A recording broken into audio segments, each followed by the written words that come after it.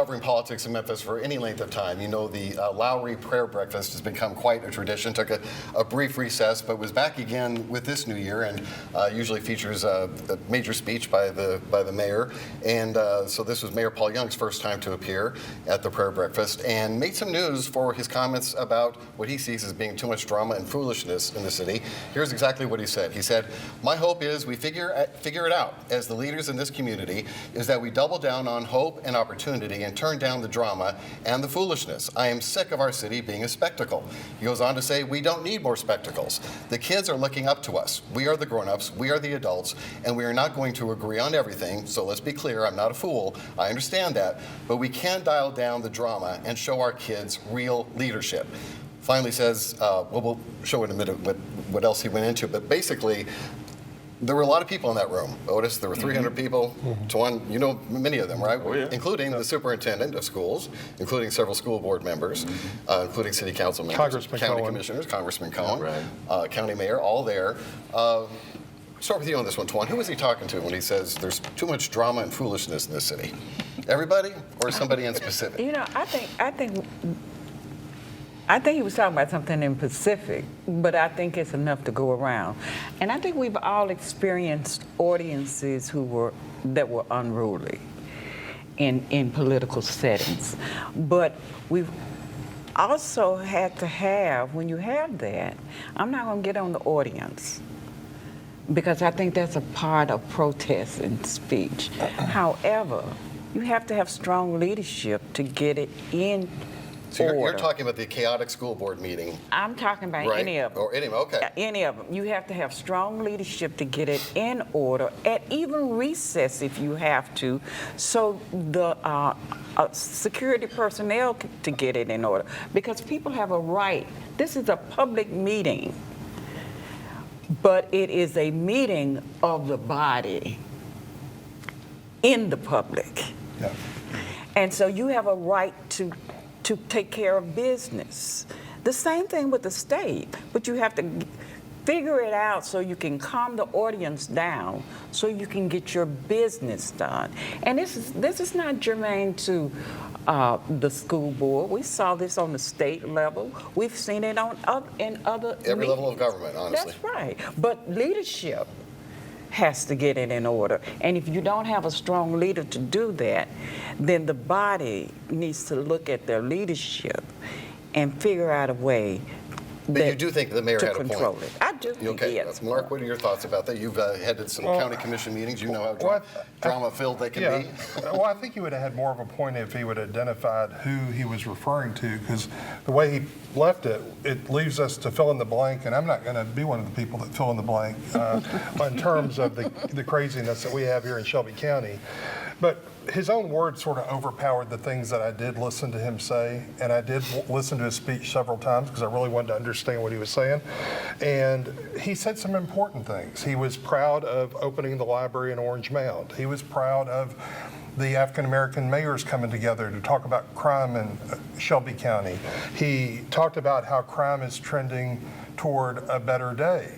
And then he also talked about our constant challenges, which is we've got a Department of Justice looking at us now that needs to be solved. We've got a school board that is out of control.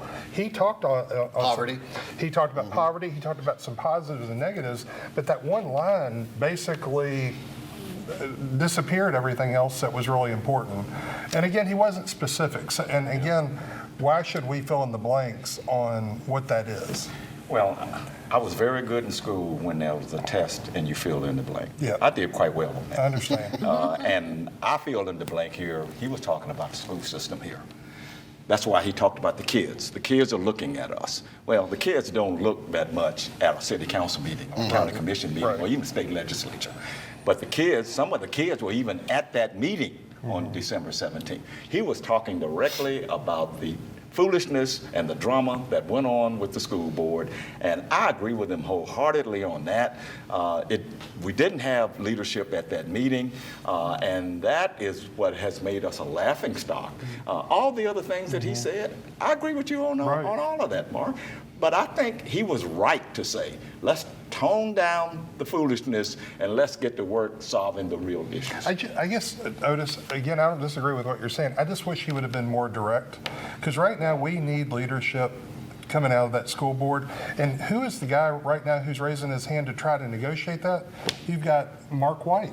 Well, but So, and again, I'm just saying, the City of Memphis is not putting a lot into education. So if we're not going to put dollars into education, let's take political will.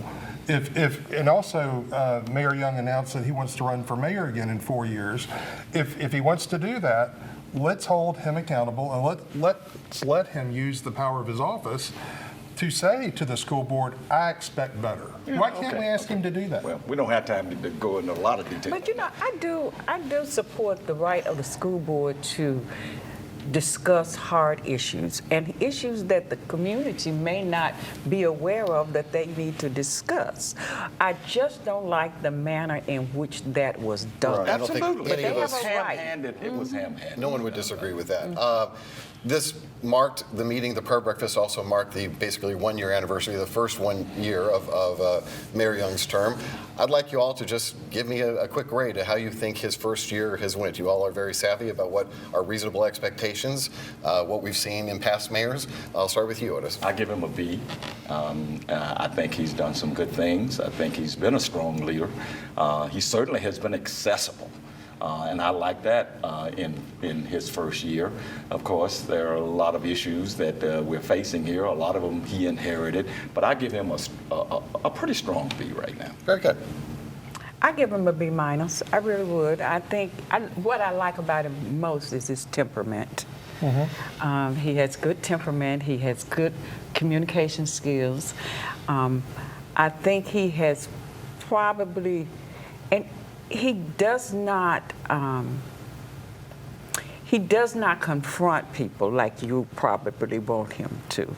That's not his style, but I kind of like his style. Yeah. He's not a Dr. Harrington who would have called out the school board members By name. By name.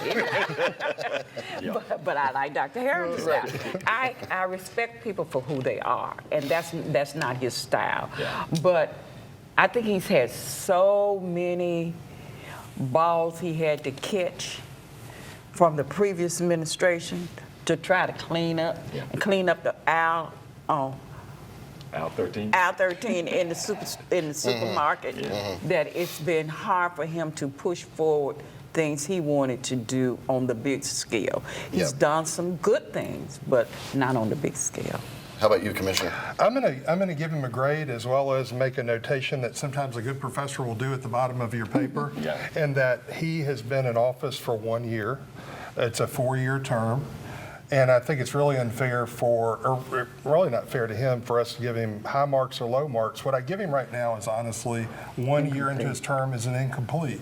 We've got some major things to accomplish. So I give him an incomplete, but I also give him making progress. If you listen to his speech where he did talk about the positive things that are trending and some of the things he's done, I give him a notation saying making progress. But again, I'd feel more comfortable giving him a progress report in about a year when we're at least halfway through. And to see, to everyone's point, he is moving the needle on some very serious issues that have been 100 years in the making in terms of poverty and our mindset. So it's a heavy wheelbarrow for him to pull. Yeah. And crime is down in 20. Crime is down. We'll see what happens with downtown. There's some challenges there. He's got challenges all over the place. But I do think that he has a good grasp on what those challenges are, at least. I think so, too. All right.